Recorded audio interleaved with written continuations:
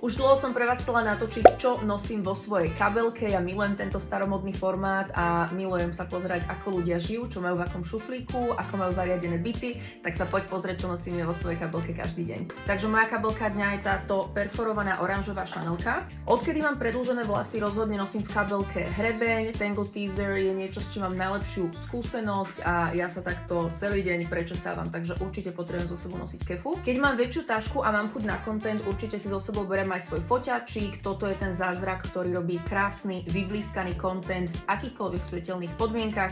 Práve vďaka tomu, že má blesk, takže toto nesmie chýbať. Ja som si to trošku personalizovala. Ďalším kúskom je voňavka. Ja aktuálne používam túto Guerlain s názvom Aqua Allegoria a už som sa konečne dostala k míňaniu tých veľkých flakonov. Ďalšie sú žuvačky. Moje najobľúbenejšie žuvačky sú tieto zelené orbitky. Nemám rada žuvačky, ktoré sú už príliš štiplavé a neznášam ovocné žuvačky, takže toto je moja obľúbená. Ďalej nesmú chýbať slúchatka, moje sú ale tak trochu obhnité, pretože na dovolenke v Thajsku sa mi proste odlepil ten vrch kvôli vlhkosti. Nebudem to komentovať, nevyzerajú úplne reprezentatívne, ale máme na nich gorálky. V dňoch, keď idem mimo dom namalovaná, tak so sebou nosím aj rúž, aj lesk a aj puder. Ďalej tu mám dezinfekciu na ruky, táto je ešte z Ameriky, zo Sephory, nakúpili sme si toho s babami viac, lebo ich máme veľmi radi, takže tu mám ešte zvyšok jednej z nich. Ešte jedny žuvačky a gumička do vlasov.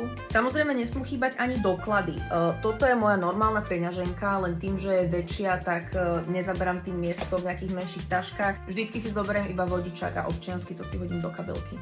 Na záver tu mám ešte slnečné okuliare, to si tak nejako každý deň hodím do kabelky podľa outfitu alebo nálady a dneska som to cítila na tieto.